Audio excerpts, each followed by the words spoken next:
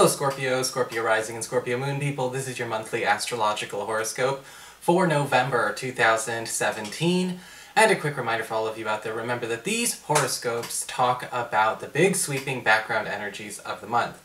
And I'll never put anything in these horoscopes that lasts for less than 2 weeks of influence. So if you are looking for more flavor of the week, flavor of the day kinds of stuff, check out your weekly horoscopes. The first half is exclusively astrology, so there's something in it for everybody. And of course, if you ever want to get a session with me, you can always follow the links below, or go to integrativemysticism.com. So what is going on with November for you anyway? Well, all month, we've got Mars, planet of action, energy, passion, and conviction, in Libra, in your 12th house of your past, your privacy, and your hidden zone. And this can bring a certain time of every 2 years, we'll put it this way, where sometimes a lot of people with Mars in the 12th house will feel that they've got a little bit less physical vitality, but a lot more mental acuity. Mars in the 12th house tends to be giving more strength and more power to things that you've got going on behind the scenes. This can be especially nice for people who actually are working on creative projects or spiritual projects. You may be noticing a lot more of your energy working a little bit more on the subtle than the overt. This can be a good time for people who are interested in maybe doing a lot of work on getting an independent project or a self-employment opportunity off the ground and getting it ready to go. But Mars does not really push for it to make its debut this month. So there's going to be a lot of things going on where a lot of Scorpios are working more on prep, getting ahead of time, getting ahead of schedule. Mars in the 12th house, however, can also be very, very good, especially when it comes to dealing with looming issues that may still be coming from the near or distant past. You may be finally having some conversations, or even some full-on debates or confrontations with people that need to be said, things that have gone unsaid or unspoken for far too long. Just be careful. With Mars in the 12th house, we may have a tendency to treat something like it's very fresh when it could be something that's very, very old. So stay in the right time when you go confront these things, but good luck when you do, because there's a good chance to get these old energies and old business, fixing that old business for good. So it's still working in your favor. But, if it's 10 years old, don't act like it happened yesterday, okay? It's just something to pay attention to, and I'll keep an eye on that too, because Mars is in my 12th house this month as well. On the 4th of the month, we've got a full moon in Taurus, in your 7th house of partnerships. That's your boyfriend, girlfriend, BFF, business partner, your husband, wife, your roommate, all the people you have your closest one-on-one relationships with. And a full moon in the 7th can actually be very, very nice for a lot of people who are looking to culminate, I guess you could say, a relationship that's ready to kind of take things up to the next level. This can be really, really nice because it does talk about the end of, again, that preparatory process, or maybe the end of a bit of a honeymoon, transcending into something a bit more serious, a bit more long-term. Whenever I see a full moon in the 7th house, I think, okay, yeah, honeymoon's over, but that doesn't mean the relationship has to be over. Now we're taking a step into something more mature. Remember, when it comes to, to friendships, to business partnerships, and to love relationships and things like that, many different houses govern these areas of your astrology chart. And the 7th house talks about the part of it that is meant to stand the test of time, the pillars, the foundations. And this can be a really, really nice angle. This, however, will, raise emotions, especially between the 4th and the 18th. And so it's kind of a test of people's abilities to handle high emotions well, with discipline and poise, and to be able to actually, again, turn this into something good and strong. So there may actually be a wonderful culmination to a relationship coming from a very interesting emotional high. On the 5th of the month, we've got Mercury, planet of communications, haste and speed, moving into your 2nd house, your earned income sector, where he will be all the way through the rest of the month. And with Mercury going into the 2nd house, this can be a really nice change of pace, because Mercury accelerates developments wherever it goes. If there's been a hiring process that's been taking too long, a job hunt that's not been really paying off, Mercury is speeding up developments towards a new job, a new work opportunity. And the next 2 months are going to be wonderful for Scorpio people, especially when it comes to money and employment. because we're just getting to that phase.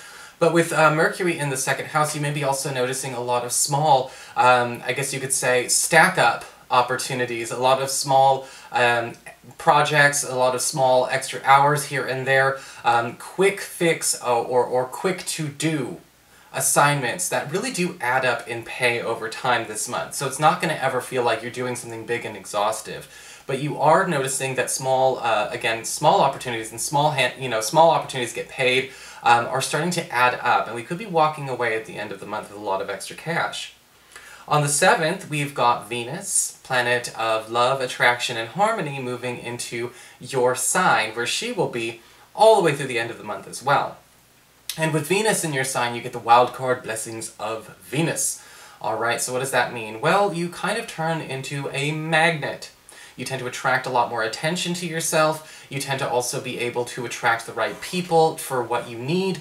And you are also able to attract new love and romantic opportunities, either to an existing relationship, whether it's enhancing the romantic quality of the relationship, the affection in the relationship, the bonding in the relationship, or attracting a new person to get all that stuff going with, which is really, really nice. Venus in the first house can also mean that you're winning a lot of popularity contests this month. If you are in a situation, even in a business sense, or in a social sense, or even in a recreational sense where, you know, the popular vote does actually matter, a lot of you Scorpio people are getting quite an edge.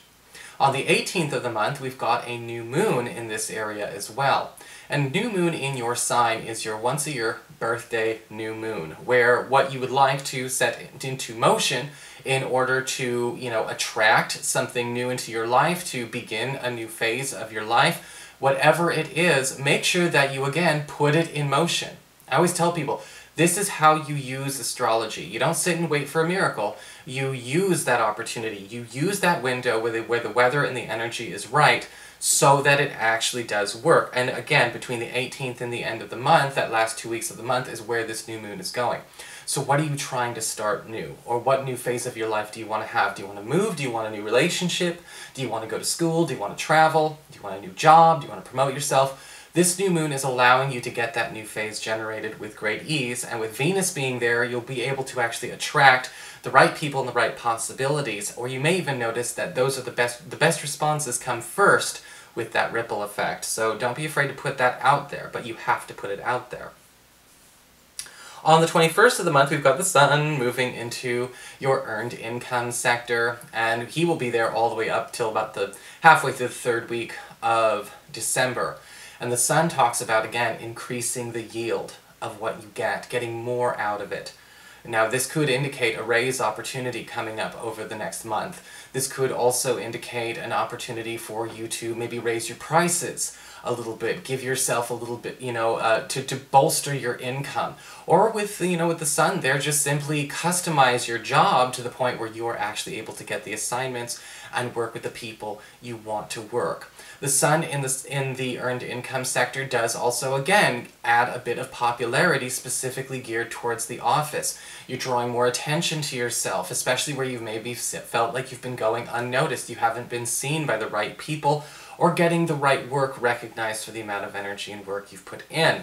This is all going to shift, and so you're going to be noticing heightened aspects of visibility here, standing out of a crowd, but also at the same time getting more value for it at the same time.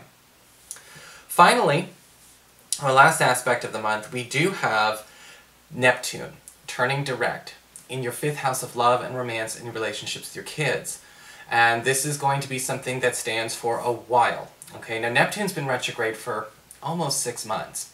And with Neptune retrograde, it's been fairly advantageous for a lot of you. Neptune retrograde, Neptune direct, like all outer planets direct and retrograde, there's easy and there's hard. There's good and there's bad, you know, and a good astrologer's not going to just cherry pick to make it simple. With Neptune retrograde, you know, it's been really easy for you to find out secrets, to divulge secrets, or to find out information that's been kept hidden from you, or things that have been going on behind the scenes when it comes to a partner, somebody you've been seeing, or again, even one of your children. This may be a time where with Neptune retrograde, you've been, you know, it's been obvious what's been going on, what people really mean to say.